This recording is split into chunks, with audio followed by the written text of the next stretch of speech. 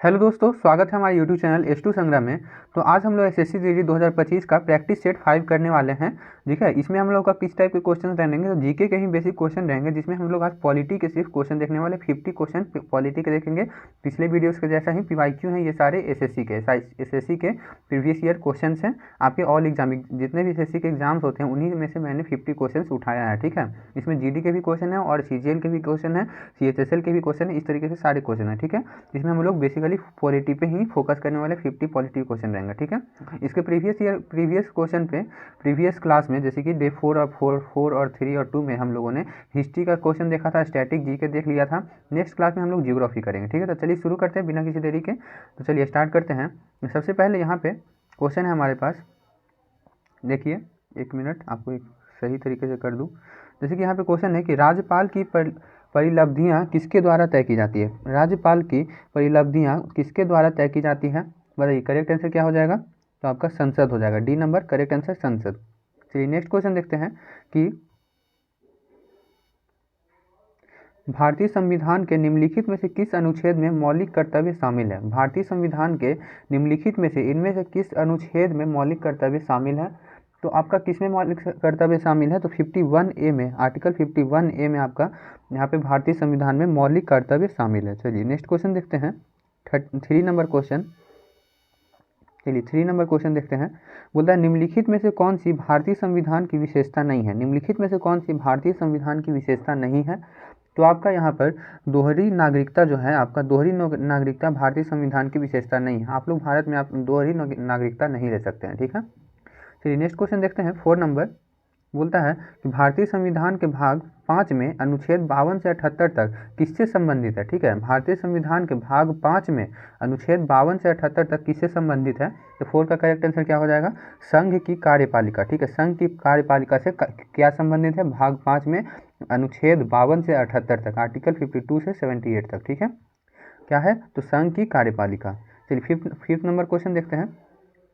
बोल रहा है भारतीय संविधान का निम्नलिखित में से कौन सा अनुच्छेद संसद और उसकी कार्यवाहियों से संबंधित है। ठीक है, भारतीय संविधान का कौन सा अनुच्छेद जो है संसद और उसकी कार्यवाहियों से संबंधित है, बताइए। करेक्ट आंसर क्या हो जाएगा फिफ्थ का, तो आपका अनुच्छेद 79 से 122। ठीक है, 79 से 122 तक, ये जो है आर्टिकल 79 से 122 तक आपका किस चीज़ से है, तो अनुच्छेद संसद और उसकी कार्यवाही से संबंधित, उसमें वो सारी चीज़ें बताई गई हैं। 6 नंबर क्वेश्चन देखते हैं। चलिए 6 नंबर क्वेश्चन बोलता है कि निम्नलिखित में से कौन सा एक मौलिक कर्तव्य नहीं है। इसमें से कौन सा एक मौलिक कर्तव्य नहीं है, तो करेक्ट आंसर क्या है इसका, तो इसका आपका दुर्लभ और लुप्त प्राय प्रजातियों के व्यापार को निषेध बनाना, ये आपका मौलिक कर्तव्य नहीं है। ठीक है, दुर्लभ और लुप्त प्रजातियों के व्यापार को निषेध बनाना ये आपका मौलिक कर्तव्य नहीं है, तो इसके लिए ये डी नंबर करेक्ट है। बाकी ये तीनों जो है आपका मौलिक कर्तव्य है। एक बार मैं बता देता हूँ, भारत की संप्रभुता, एकता और अखंडता को बनाए रखना और उसकी रक्षा करना, ये मौलिक कर्तव्य है हमारा। ठीक है, देश की सामाजिक संस्कृति की गौरवशील परंपरा को महत्व देना और उसका परिरक्षण करना, ठीक है, ये भी हमारी है मौलिक कर्तव्य है संविधान के अनुसार। सार्वजनिक संपत्ति को सुरक्षित रखना और हिंसा का परित्याग करना, ठीक है, हिंसा का परित्याग करना और सार्वजनिक संपत्ति का, सरकारी संपत्ति का आपको सुरक्षित रखना। ठीक है, इसमें दुर्लभ और लुप्त प्राय प्रजातियों के व्यापार को निषेध बनाना ये हमारा मौलिक कर्तव्य नहीं है, तो इसका डी करेक्ट आंसर हो जाएगा। चलिए ये सारी तीनों पॉइंट भी याद रखिएगा। ठीक है, चलिए नेक्स्ट पॉइंट देखते हैं, 7 नंबर। चलिए 7 नंबर क्वेश्चन बोलता है कि भारतीय संविधान के निम्नलिखित में से कौन सी विशेषता आयरलैंड के संविधान से ली गई है। भारतीय संविधान के निम्नलिखित में से कौन सी विशेषता आयरलैंड के संविधान से ली गई है, तो आपका मूल अधिकार ली गई है। ठीक है, सॉरी मूल अधिकार नहीं होगा, गलती हो गया, यहाँ राज्य के नीति निर्देशक तत्व। ठीक है, राज्य के नीति निर्देशक तत्व, डी नंबर करेक्ट आंसर है। चलिए नेक्स्ट क्वेश्चन देखते हैं, 8 नंबर। बोलता है कि निम्नलिखित में से किस तिथि को भारत अपना संविधान दिवस मनाता है, तो आपका 26 नवंबर को मनाता है। ठीक है, 26 नवंबर को भारत अपना संविधान दिवस किस दिन मनाया जाता है, तो 26 नवंबर। ठीक है, नेक्स्ट क्वेश्चन देखते हैं कि राष्ट्रपति द्वारा राज्यसभा के लिए कितने सदस्यों को मनोनीत किया जाता है। राष्ट्रपति द्वारा राज्यसभा के लिए कितने सदस्यों को मनोनीत किया जाता है, तो आपका 12 सदस्यों को मनोनीत किया जाता है। ठीक है, चलिए 10 नंबर क्वेश्चन देखते हैं। ये सारे आपके प्रीवियस ईयर क्वेश्चन पूछे गए हैं एसएससी में। ठीक है, ध्यान दीजिएगा। तो भारतीय संविधान के भाग 4 में अनुच्छेद 36 से 51 तक निम्नलिखित में से किसका वर्णन किया गया है, तो इसमें आप लोगों का अनुच्छेद 36 से 51 तक भाग 4 में आपका जो है राज्य के नीति निर्देशक सिद्धांत आपको बताया गया है। ठीक है, राज्य के नीति निर्देशक सिद्धांत उसमें बताया गया है। चलिए 11 नंबर क्वेश्चन देखते हैं। बोलता है कि भारतीय संविधान के मूल रूप से कितने अनुच्छेद शामिल थे। ठीक है, भारतीय संविधान में मूल रूप से कितने अनुच्छेद शामिल हैं, तो आपका 395। ठीक है, ए नंबर करेक्ट आंसर है 395। नेक्स्ट क्वेश्चन देखते हैं। बोल रहा है कि निम्नलिखित में से कौन से मौलिक अधिकार में मानव दुर्व्यापार और बेगार शामिल है। निम्नलिखित में से कौन सा मौलिक आधार में मानव दुर्व्यापार और बेगार शामिल है, बताइए। बेगार, ठीक है, बेगारी आप लोग जानते हैं। बेगार मतलब कि उसको कम पैसा देकर या फिर बिना पैसा कहीं उससे काम करवाना ही कि बेगार कहते हैं। ठीक है, तो इसका करेक्ट आंसर क्या हो जाएगा, शोषण के विरुद्ध अधिकार। ठीक है, शोषण के विरुद्ध अधिकार, ए नंबर करेक्ट आंसर हो जाएगा। चलिए नेक्स्ट क्वेश्चन देखते हैं। 13 नंबर बोलता है कि भारत की संविधान सभा की प्रारूप समिति के अध्यक्ष कौन थे। भारत की संविधान सभा की प्रारूप समिति के अध्यक्ष कौन थे, तो आपका भीमराव अंबेडकर जी। ठीक है, भीमराव अंबेडकर जी जो है आपका संविधान के अध्यक्ष है। ठीक है, चलिए नेक्स्ट क्वेश्चन देखते हैं। 14 नंबर क्वेश्चन बोलता है कि 1976 में अनुच्छेद 51A के तहत भारतीय संविधान के किस भाग में मौलिक कर्तव्य शामिल किए गए थे। 1976 में 51A के तहत, अनुच्छेद 51A आर्टिकल 51A के तहत आपका मौलिक कर्तव्य शामिल किए गए थे। कब, किस में शामिल किए गए थे, बताइए। इसका करेक्ट आंसर हो जाएगा आपका 4 में। ठीक है, 4 में आपका शामिल किया गया था। 4A में, अनुच्छेद 51A में आपका शामिल किया गया था। ठीक है, नेक्स्ट क्वेश्चन देखते हैं। 15 नंबर क्वेश्चन छोटा कर देते हैं। चलिए, बोल रहा है कि निम्नलिखित में से कौन सा विकल्प सर्वोच्च न्यायालय एक महत्वपूर्ण कार्य नहीं है। इनमें से कौन सा विकल्प जो है सर्वोच्च न्यायालय का एक महत्वपूर्ण कार्य नहीं है, महत्वपूर्ण कार्य नहीं है सर्वोच्च न्यायालय का। ठीक है, इसका करेक्ट आंसर क्या हो जाएगा, यह भूमि अभिलेखों और राजस्व संग्रह का रख रखाव करता है। ये गलत है। ठीक है, यहाँ पे ये जो है आपका सर्वोच्च न्यायालय का यहाँ पे कार्य नहीं है। ठीक है, तो डी नंबर करेक्ट आंसर हो जाएगा। बाकी यह संघीय संतुलन बनाए रखता है। ठीक है, ये इसका कार्य है। यह कार्यकारी अधिकारियों की जांच करने और कानून के शासन को लागू करने का कार्य करता है।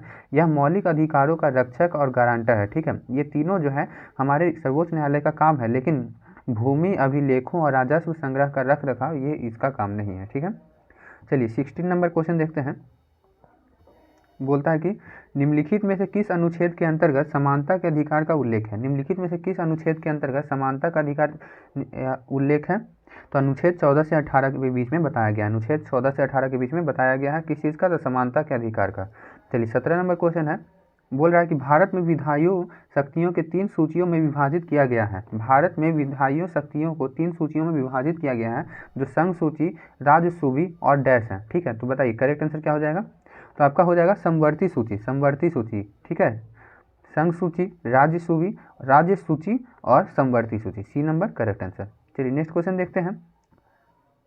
बोलता है लॉर्ड कर्जन ने निम्नलिखित में से किस वर्ष में बंगाल को विभाजन की घोषणा की थी। लॉर्ड कर्जन ने निम्नलिखित में से किस वर्ष में बंगाल के विभाजन की घोषणा की थी, तो आपका हो जाएगा 1905 में इन्होंने बंगाल के विभाजन की घोषणा की थी। नेक्स्ट क्वेश्चन 19 नंबर देखते हैं। बोला है कौन सा मौलिक अधिकार अल्पसंख्यकों की उनकी भाषा, लिपि या संस्कृति के मामले में हितों की सुरक्षा की गारंटी प्रदान करता है। ठीक है, कौन सा मौलिक अधिकार अल्पसंख्यकों की उनकी भाषा, लिपि या संस्कृति के मामले में उनको सुरक्षा की गारंटी प्रदान करता है। ठीक है, तो मौलिक अधिकार ये भी एक तरह से है। ठीक है, तो इसमें सांस्कृतिक और शैक्षिक अधिकार ये वाला। ठीक है, ए नंबर बिल्कुल करेक्ट आंसर है कि सांस्कृतिक और शैक्षिक अधिकार जो है ये मौलिक अधिकार है, इसको भी याद रखिएगा। ठीक है, तो नेक्स्ट क्वेश्चन देखते हैं। 20 नंबर, राज्यपाल का कार्यालय कितना होता है। राज्यपाल का कार्यालय कितना होता है, तो 5 वर्ष का होता है। Easy question. चलिए नेक्स्ट क्वेश्चन देखते हैं। 21 नंबर, ऐसे भी क्वेश्चन पूछे जाते हैं आपको जीडी में, इस लेवल का ही क्वेश्चन पूछे जाएगा। ठीक है, इजी लेवल का ही क्वेश्चन रहता है, ज़्यादा थोड़ा बहुत क्वेश्चन जो है आपको हाई लेवल के 1-2 क्वेश्चन पूछ देते हैं। चलिए उसके बाद नेक्स्ट क्वेश्चन देखते हैं। निम्नलिखित में से किस संशोधन द्वारा भारतीय संविधान के भाग 3 से संपत्ति का अधिकार हटा दिया गया। निम्नलिखित में से किस संशोधन के द्वारा भारतीय संविधान के भाग 3 से संपत्ति का अधिकार हटा दिया गया, तो आपका 44वां संशोधन के द्वारा, B number correct answer. Next question देखते हैं। 22 नंबर होता है भारत के सर्वोच्च न्यायालय में सेवारत न्यायाधीशों की सेवानिवृत्ति की आयु क्या है, बताइए। 22 का करेक्ट आंसर तो आपका 65 वर्ष है। ठीक है, ये नंबर याद रखिएगा, 65 वर्ष। नेक्स्ट क्वेश्चन है कि भारत में Rajya Sabha counselling of state, Bharat में राज्यसभा काउंसिलिंग ऑफ स्टेट का पीठासीन अधिकारी निम्नलिखित में से कौन है, बताइए। तो आपका यहाँ पे हो जाएगा उपराष्ट्रपति है। ठीक है, उपराष्ट्रपति, सी नंबर। तो नेक्स्ट क्वेश्चन है 24 नंबर, बोलता है निम्नलिखित में से कौन सा भारत के सर्वोच्च न्यायालय द्वारा जारी किया गया रिट नहीं है। ठीक है, तो आपका यहाँ पे हो जाएगा जूस सोली, ठीक है, जूस सोली आपका सही जवाब हो जाएगा, जस सोली।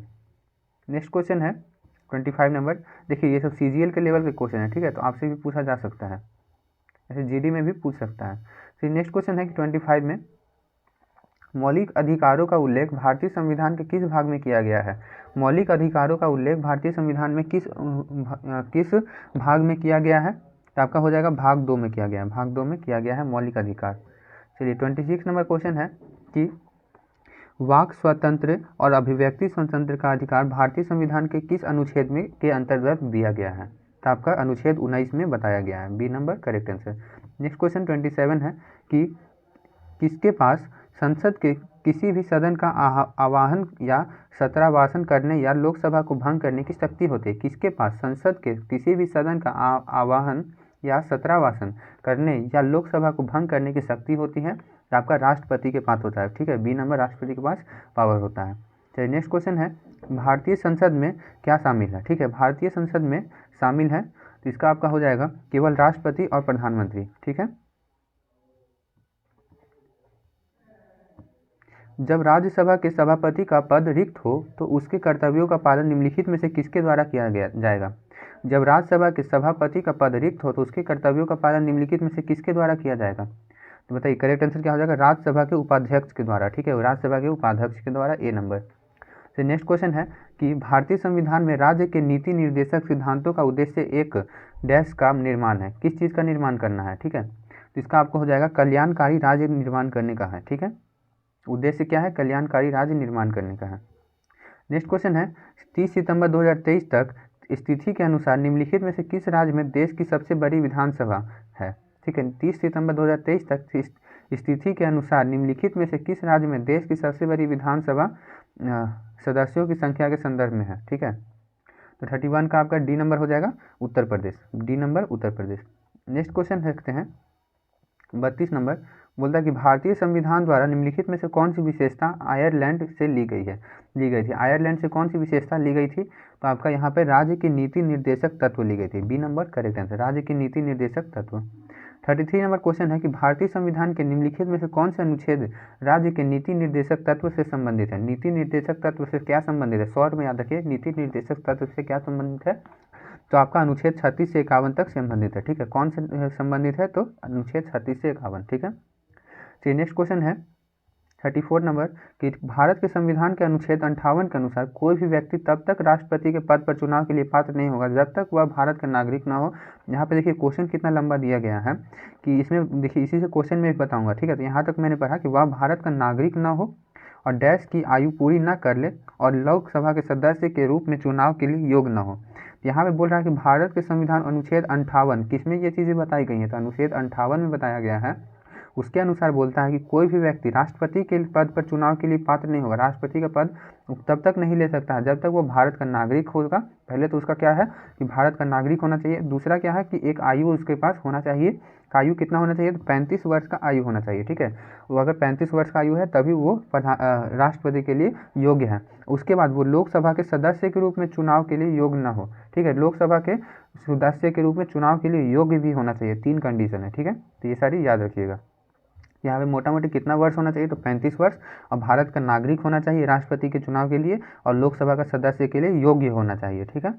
35 नंबर क्वेश्चन है कि राज्यसभा की अधिकतम सदस्य संख्या कितनी होती है? राज्यसभा की अधिकतम सदस्य संख्या कितनी होती है?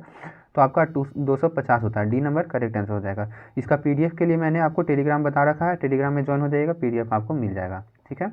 36 नंबर क्वेश्चन है इस भारत के संविधान के उद्देशिकों के 42वें संशोधन अधिनियम में राष्ट्र की एकता यूनिटी ऑफ द नेशन शब्दों के स्थान पर कौन से शब्दों का प्रतिस्थापित किया गया है? ठीक है, तो 36 का क्या हो जाएगा? राष्ट्र की एकता और अखंडता, सी नंबर, राष्ट्र की एकता और अखंडता। चलिए नेक्स्ट क्वेश्चन देखते हैं 37 नंबर, बोला कि निम्नलिखित में से कौन सा भारत के संविधान के राज्य के नीति निर्देशक सिद्धांतों का एक हिस्सा नहीं है? निम्नलिखित में से कौन सा भारत के संविधान के राज्य के नीति निर्देशक सिद्धांतों का एक हिस्सा नहीं है? तो आपका हो जाएगा राजस्थान के अल्पसंख्यक क्षेत्रों की सुरक्षा का प्रावधान, ठीक है। चलिए 38 नंबर क्वेश्चन देखते हैं, बोलता है निम्नलिखित में से किस मौलिक अधिकार को भारतीय संविधान के नए अध्याय 4 भाग 12 में अनुच्छेद 301 के रूप में 301 के रूप में संवैधानिक अधिकार के रूप में संशोधित किया गया है? बताइए 38 का क्या हो जाएगा? तो संपत्ति का अधिकार दिया गया है। ठीक है, संपत्ति का अधिकार दिया गया है, डी नंबर। चलिए 39 नंबर क्वेश्चन है कि भारत के संविधान का कौन सा अनुच्छेद संवैधानिक उपचारों के अधिकार की गारंटी देता है? कौन सा अनुच्छेद है संवैधानिक उपचारों के अधिकार की गारंटी देता है? तो आपका अनुच्छेद 32। ठीक है, डी नंबर करेक्ट आंसर हो जाएगा। नेक्स्ट क्वेश्चन देखते हैं 39 नंबर कि भारत में निःशुल्क और अनिवार्य बाल शिक्षा अधिकार अधिनियम 2009 क्या निर्धारित करता है? जो निःशुल्क और अनिवार्य बाल शिक्षा अधिकार अधिनियम 2009 क्या निर्धारित करता है?